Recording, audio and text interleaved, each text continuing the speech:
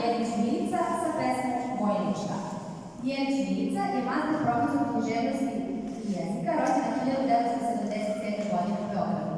Piše od srednjoškolskih dana, počasni je član i saradnik urbanog književnog kruga, pesme su i štampane u više zbornika. Osvojila je dva puta drugu nagradu na takmičenju za najlepšu ugovornu pesmu Biblioteka Jovan Tomić iz Nove Varoši.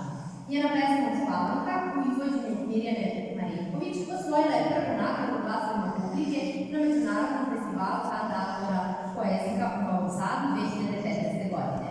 Pohvaljena je takođe na Zapadu duhovne poezije u Rakovici.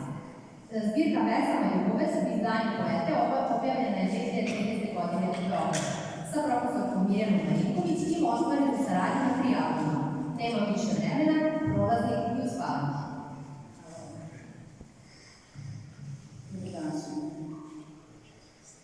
Vojnička. Kroz srce metak dobi. On leži, očima okrenut nebu, ne čuje više vojnu što trubi, tek leže, dršćuć u blatinu žlebu. Pred očima mu čudna kopnena, ne vidi barjake ni bajonete. On gleda album uspomena, sve od rođenja sudbenu glede. Osmeh majči i reči prve, škola gde sve se znanje stekne. Trenuci siti kao mrve iz ove krvave životne vekne.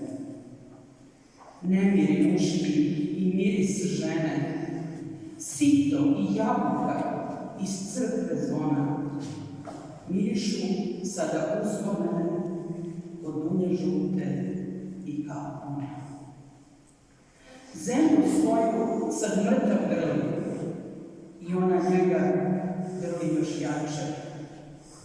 U trenu večnosti pohrli i anđel ga krilu tače.